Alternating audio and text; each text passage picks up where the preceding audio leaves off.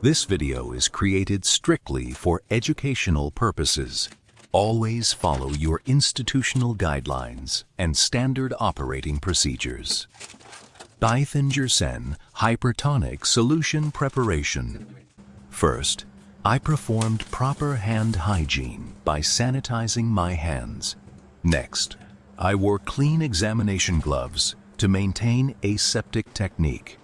Then, following the required procedure step by step, I prepared the 3% hypertonic solution, while ensuring safe and proper handling throughout the process.